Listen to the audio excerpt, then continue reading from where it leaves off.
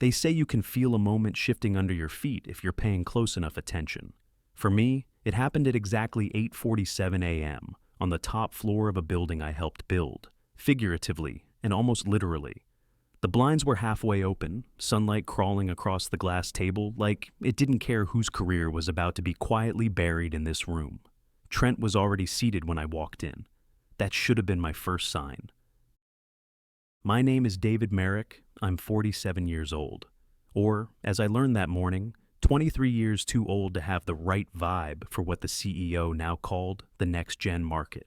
For the past 19 years, I served as Senior Strategy Director at Halverson Klein & Co., a global consultancy known for making Fortune 500 companies less bloated, more efficient, and mildly terrified of our audits. I was part of the old guard, not ancient, just seasoned, grounded, profitable.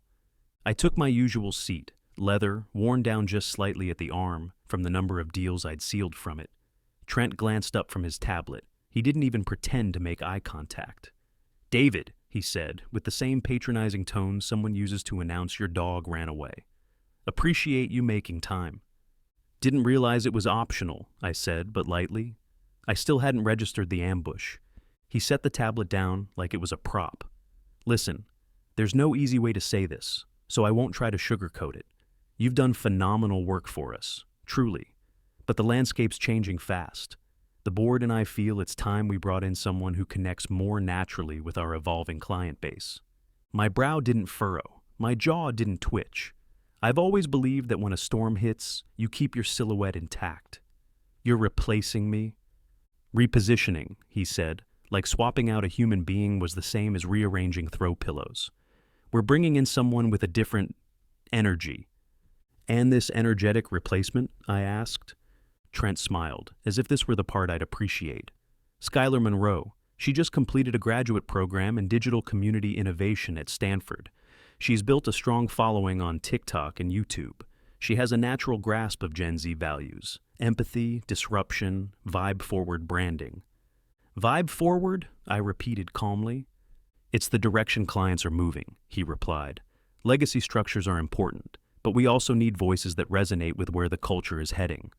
Voices that didn't sound like mine, apparently. I looked at him. Really looked at him. This was the same man who used to sit in my office years ago, asking how to negotiate retainer contracts without sounding desperate. The same man I coached through his first executive call. And now he was cutting me loose like a bad haircut that didn't match the new aesthetic. "I assume this is effective immediately," I said. Trent nodded, almost relieved I hadn't made it harder. "You'll get the transition package in writing by EOD. I know this is sudden, but—" "No," I said, standing. "This is calculated."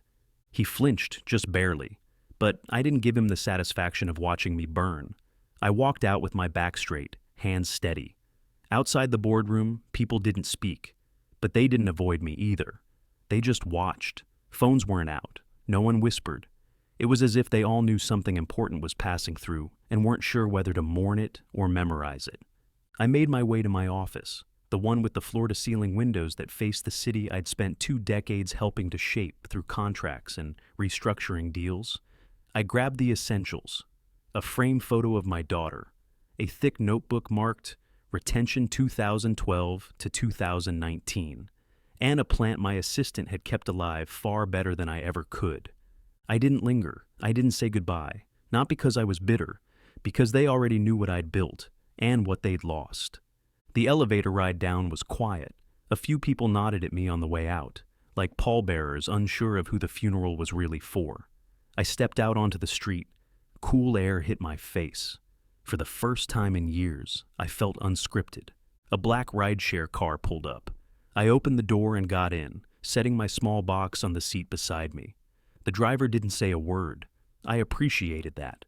As the building shrank behind me in the rearview mirror, I didn't feel rage, or panic, or even regret.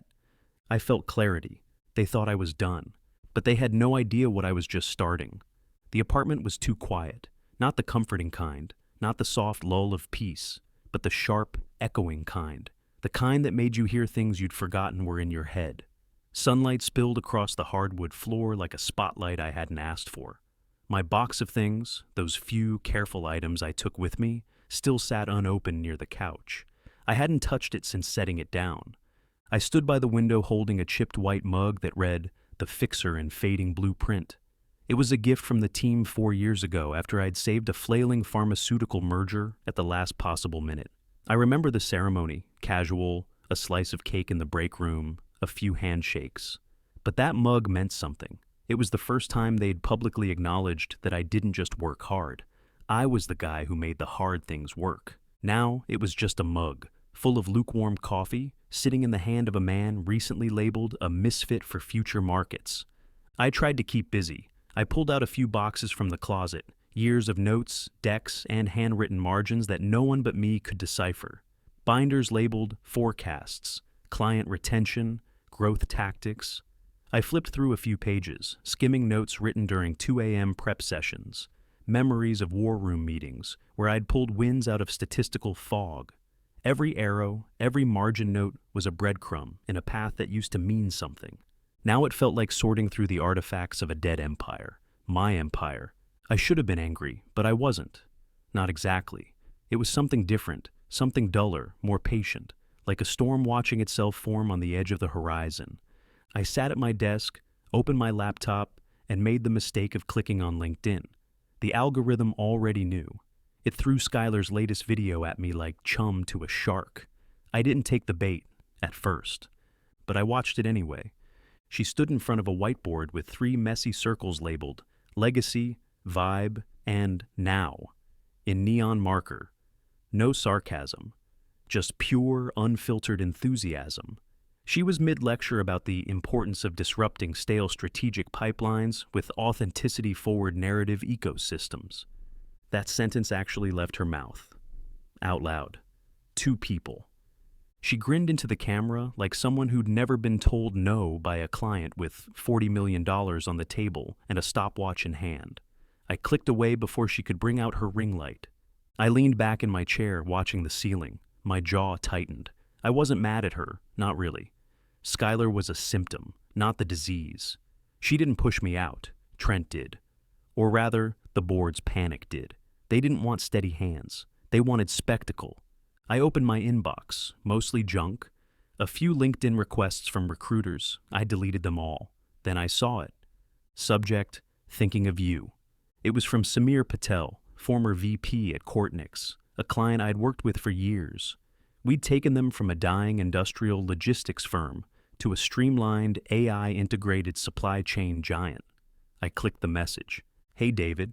Just heard about what went down. Unreal. You ever think about going solo? We'd follow. Just say the word. Samir. I read it twice. Then again. My fingers hovered over the keyboard, waiting for my brain to tell them what to do. But nothing came. Not a yes, not a number. Just a silence. I closed the laptop. It wasn't time yet. I walked into the kitchen, refilled my mug, and leaned against the counter, staring at nothing. I could still hear the sound of Skylar's voice saying, authenticity-forward narrative ecosystems. And I let out a dry laugh, not because it was funny, but because something inside me was waking up. I remembered a moment, maybe 6 years ago. I'd been called into a boardroom at 11 p.m. to calm down a client who'd just discovered a critical data leak. The whole team was panicked. I walked in, calmly slid a single folder across the table, and told them we'd already contained the breach. The client stared at me like I was a magician, but I wasn't. I just did the work before the noise. That's what they forgot. That's what Trent forgot. I didn't need to go viral. I just needed to solve the problem, and I always did. Back at the desk, I opened the laptop again. Samir's email still stared at me. This time, I didn't close it. I didn't reply either, not yet. But my hands weren't hovering anymore. They were resting on the keys. Something in me had shifted. Maybe I wasn't ready to answer the world yet, but I was finally starting to hear myself again. The office wasn't really an office. It was a glass cube in a co-working space sandwiched between a vegan accounting startup and a crypto compliance firm run by a guy who wore sunglasses indoors.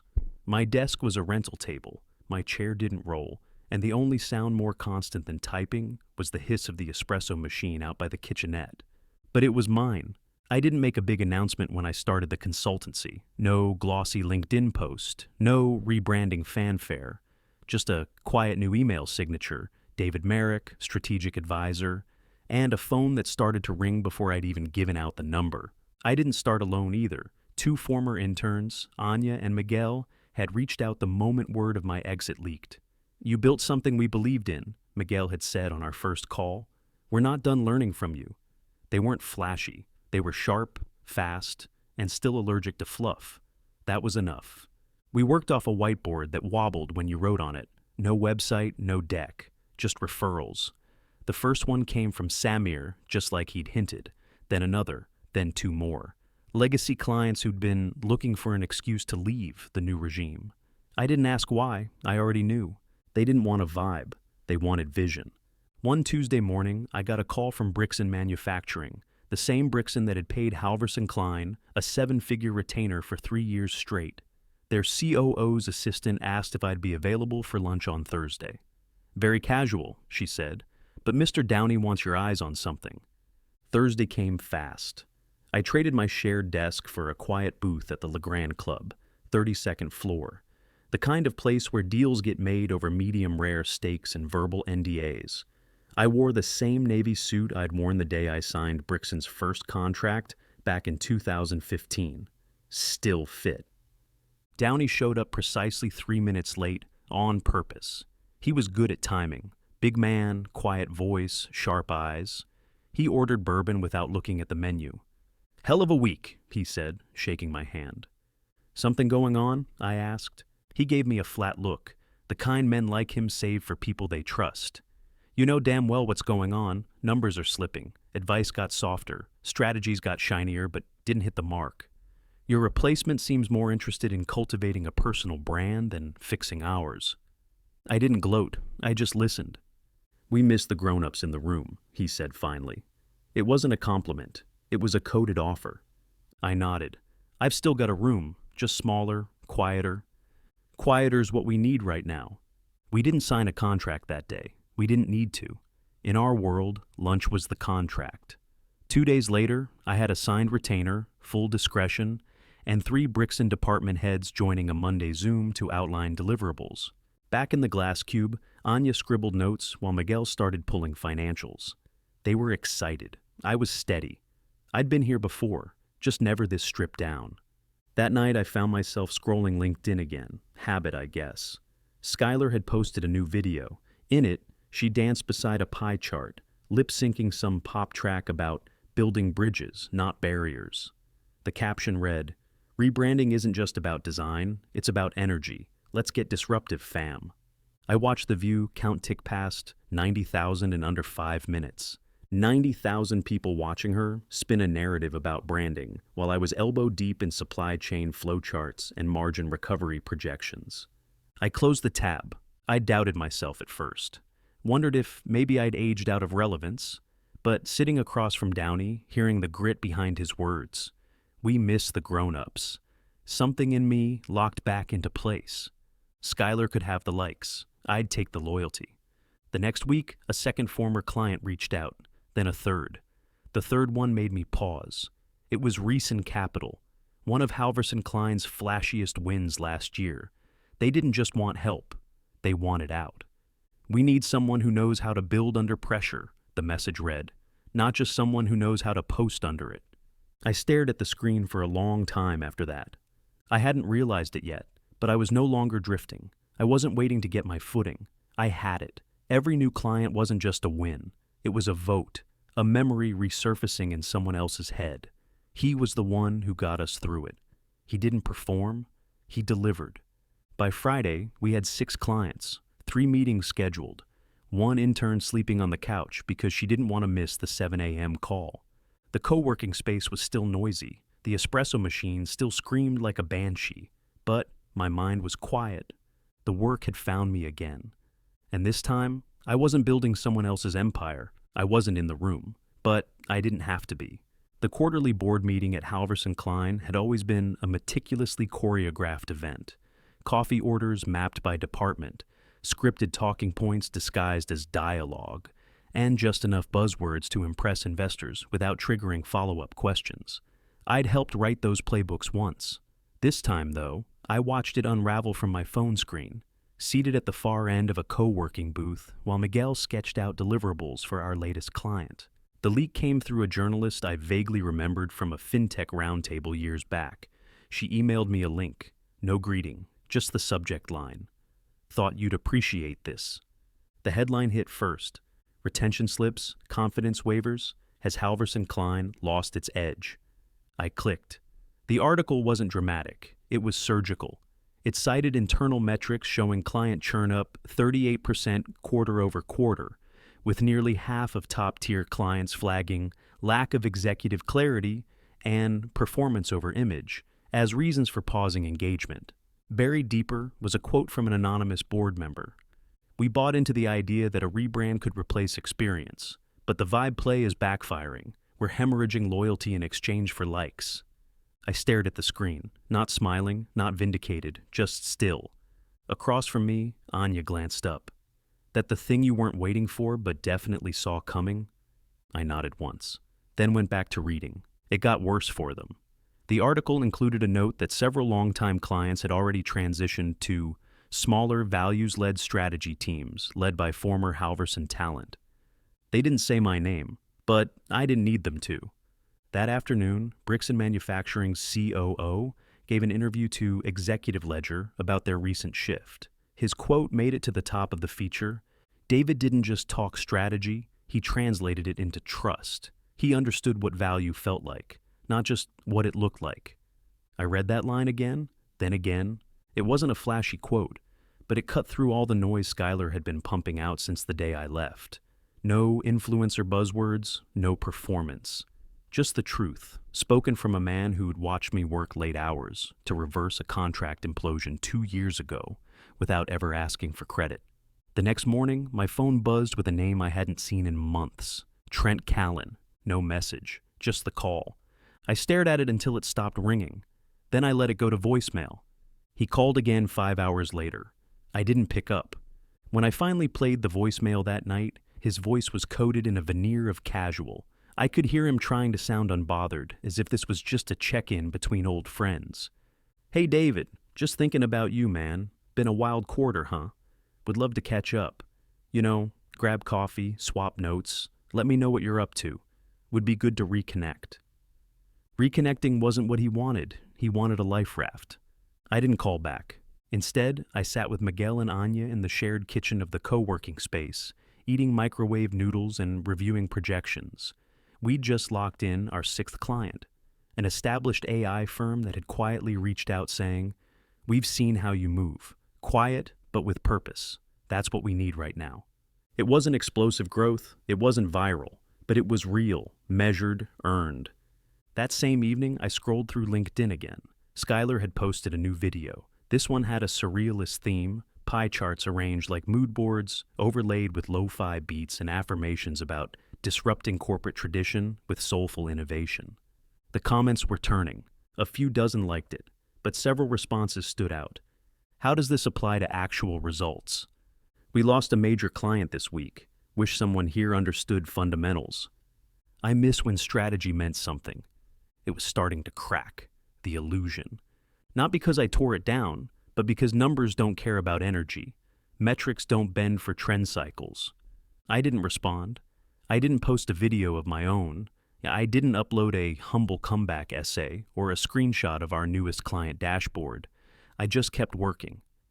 Vindication didn't look like fireworks. It looked like steady clients, quiet referrals, interns who stayed late because they believed in the mission, not because it looked good on their feeds. By Friday, a journalist from StratEdge Weekly reached out for comment. She wanted to write a story on the rise of boutique firms outpacing corporate giants in post-pandemic restructuring. I declined the interview.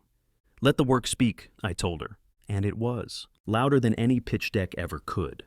The office is quiet, not empty, just calm, intentional. The kind of quiet that comes from people working because they want to, not because they're afraid not to. It's early.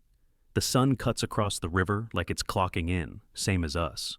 We're on the 10th floor of a modest building, tucked behind a line of chestnut trees. It's not flashy, but it's ours. No neon signs, no beanbags, no curated collaboration zones. Just desks, whiteboards, and the low hum of focus. I step inside and hang my coat on the rack by the door. It's the same coat I wore the morning Trent replaced me. Still fits. But it hangs differently now. Lighter, maybe. No weight of waiting on someone else's decision. Anya's already in, sleeves rolled up, squinting at a pitch deck that's fighting back. She's good, gets sharper every month. But I can see the hesitation in how she clicks between slides, looking for something that isn't quite landing. Slide 4 needs to lead, not explain, I say, setting my coffee on the corner of her desk. She exhales like she's been waiting for someone to say it. Too much setup? Not enough confidence. Say what they need to hear, then make them chase the rest. She nods, drags a block of text out, and replaces it with one clean sentence. Here's where we save you 6 months of wasted spend. Better. I keep walking. The walls are still bare in places, half painted from the last tenant. I told the team we'd decorate once we earned the silence to hang something meaningful. They liked that. Said it felt real. On my desk sits the new notebook, hard-bound navy blue. The cover reads, "Next chapter." It's already half full. Client notes, scribbled insights, rough models, partnership ideas. Nothing pretty, all substance. Next to it is my mug, a gift from Miguel last week. White ceramic, black print. Legacy, not likes. I didn't expect it to hit me the way it did, but it did. It reminded me who I am, who I've always been. Not the guy they posted about on launch days. Not the guy who gave TED Light talks about synergy and scalable disruption. Just the guy in the back room with the numbers no one else could make talk. The email comes in around 9:03. A journalist from Business Research wants to do a feature on executive comebacks that prove legacy isn't dead. Her subject line reads, "David Merrick, the quiet roar." I don't even finish the message. I reply with a simple line, "Thanks for the interest. Let the work speak." That's all I've ever needed it to do. Around noon, while waiting for the conference room to free up, I check my messages. One catches my eye. It's from someone I hadn't heard from since the day I left Halverson Klein. Subject, "Just so you know. Hey David, I was one of the people who didn't say anything when you left. Not because I didn't care, because I didn't know how to look someone in the eye who gave me the playbook and tell them the game had changed. Watching you walk out that day in silence, that hit harder than any speech could have. You inspired more people than you knew. We're rooting for you." See, I stare at it longer than I probably should. Not because it surprises me, but because I finally let myself feel the weight of what that day actually meant. It wasn't an exit. It was an example. Somewhere back then, I thought I'd been discarded, but now I know I was just released. By 2 p.m., I'm back in a review meeting. Miguel walks us through a projected third-quarter ramp-up for one of our new logistics clients. I catch myself nodding, not just at the numbers, but at how confidently he owns them. There's no theater here, just work, just us. At the end of the day, I linger a little longer than usual. Everyone else heads out. The light changes. The river outside the window catches fire in the sunset. I open the notebook again, flip through the pages. I stop on one labeled Q4 Intentions. 5 bullet points, no fluff. Just action. I don't read them, I already know what they say. As I close the book, I take one last sip of cold coffee from my mug. The print is slightly faded now. Legacy, not likes. They wanted me gone, but I was never done, just underestimated.